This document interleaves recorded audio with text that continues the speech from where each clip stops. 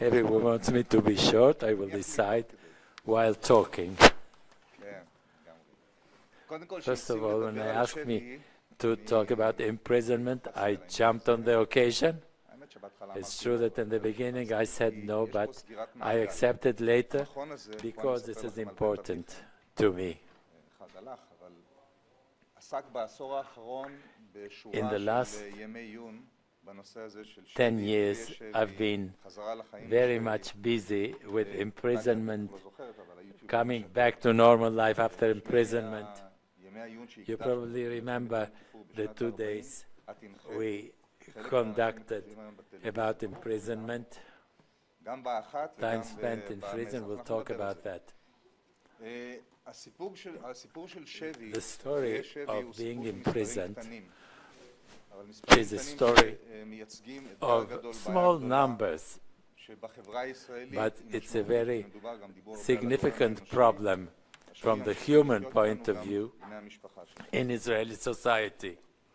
If we look at the, I'll try to run through history. Again, we have the pre-Yom Kippur period and the post-Yom Kippur period, war period. In the independence, or during the independence, there were many prisoners of war. Many people remember Abba Kovner talked about it, and Abba Kovner saw it almost as treason. Then we know about Uri Ilan, people who were prisoners in Syria. Ghibli, for those who remember, from the 101 unit. And then we had one prisoner in the War of Kadesh.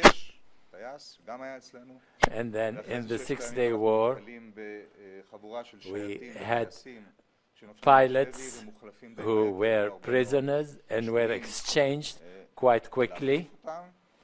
And then we had those of the parasha of the story. And then in the Retribution War, our prisoners sat for 3.5 years.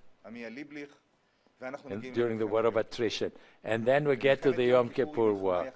And the Yom Kippur War is special for many reasons, and also due to the big number, hundreds of prisoners. And that situation became part of the trauma the country was in. It has some very special characteristics. And it represents a big change. First of all, they did not talk.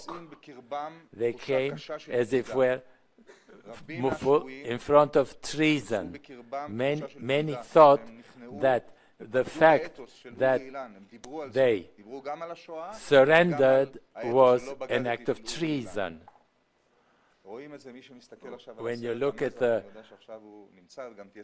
movie lately done and called Mezach, you see the details of this feeling. They come back to a country where horrible things have happened. Some of my friends who were prisoners, they come back to a country. After the Six-Day War, people, prisoners who came back were simply surprised to find a glorious, victorious people, and no one asked them about their experience. On the contrary, after they came back, the prisoners of the Yom Kippur War did not talk at all. They did not report their experiences, and only years later did they start to talk, because there were special traumas. They lived different traumas. And we see the special characteristics of being a prisoner with personal traumatic experiences in the Yom Kippur War.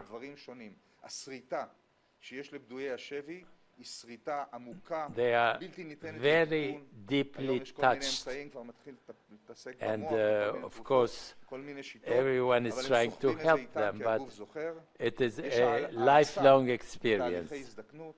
They die earlier. There is an influence on the second and even third generation for such people, like the Shoah. In fact, the same characteristics as the Holocaust, but of course in much, much smaller numbers. And of course, proper treatment is offered. And now researchers have been also read widely in the world.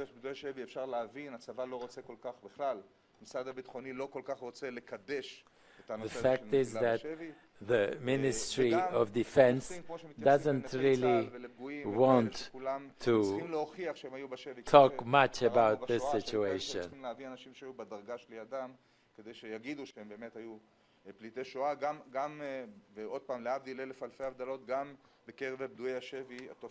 This is something that we have met in many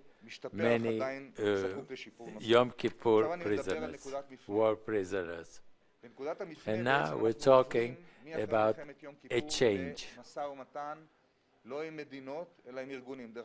After the Yom Kippur War, 40 days more or less was the period of imprisonment in Egypt.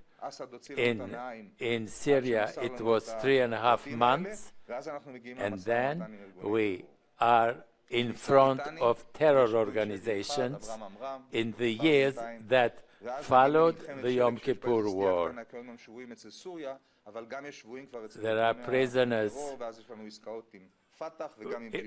at the hands of Jibril, of Al-Fatah, and of course, after that, Hezbollah, Hamas, and all that. In fact, I believe that when you analyze something now, because of lack of time, I'm looking at bird's view. When you check the Israeli position and the way you behave in front of the war prisoners, you see very clearly what brought to the Shalit deal, I call it the Netanyahu deal, in which a right government, the one of Bibi, I told Boogie Alon, you were in the government, even though you opposed it. The society and the way it looks at the situation, we are talking about give and take with terrorist organizations. There is no doubt. It is true to think that in case you free terrorists, you enforce them. The fact is that the terrorists who have been liberated are not those who are the worst, those who killed many people. In 2006, a new expression has been formed. It means the terrorist organization specifically tried to make prisoners in order to use them against the enemy. The Shamgar Committee has decided, and its decision has not been published. We know that those who have read the report or what the press published about them, they say that there must be a proportional consideration in matters of freeing prisoners from the terrorist organizations. The quantity of terrorists you liberate should be a limited one, and when we talk about corpses, the proportion should also be not too big. I mean, not to return too many corpses for just for one corpse. The government, when they try to tie the hands of a government, this is a field in which this can be very easily accomplished. I want to say that this is a very difficult situation, and we cannot behave like America.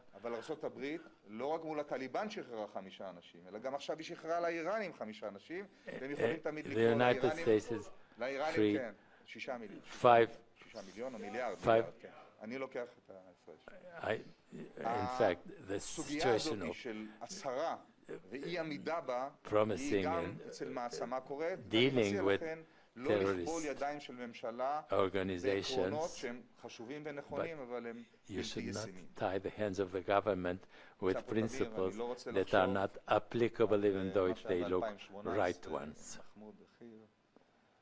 If imagine how we should have, if something happened and we really had a situation in which we had to deal with terrorist organizations, when in Rafiah almost 7 people were caught and made prisoners. To finish, I would like to suggest the following.